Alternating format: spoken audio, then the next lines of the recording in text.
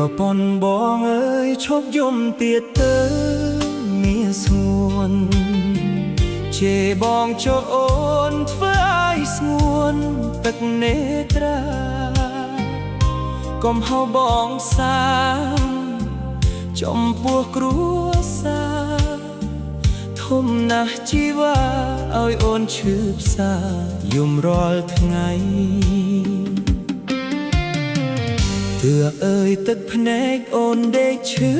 គ្រាំដួងចិត្តគ្រួសារជីវិតបែកបាក់ព្រោះបងមានស្រីអូនអត់បាយទឹកឡើងស្គមរីងរៃ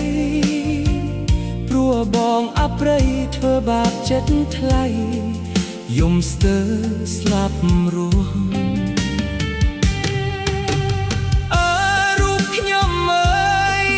ជាផ្ទៃចិត្ត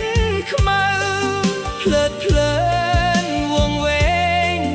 ដើរចូលផ្លូវខុសទ្រព្យធំក៏ខ្ញុំនេះបំផ្លាញអស់ពេលនេះដឹងខុសសូមវិលត្រឡប់ជួបជូនសូមទោសសូមទោសសូមទោសប្រពន្ធ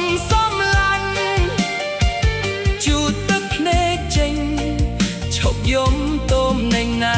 អូនបងសូមសច្ចាថានឹងកែខ្លួនថែប្រពន្ធកូននឹងធ្វើជាប្តីអ្នកដ៏ល្អ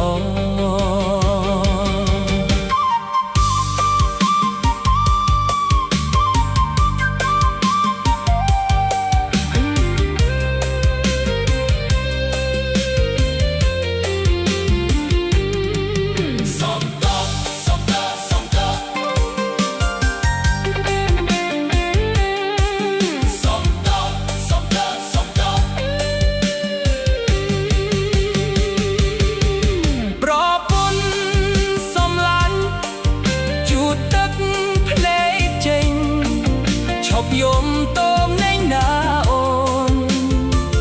បងសូមសច្ចាថានឹងកែខ្លួនថែប្រពន្ធកូននឹងធ្វើជាប្តីអ្នកដ៏ល្អ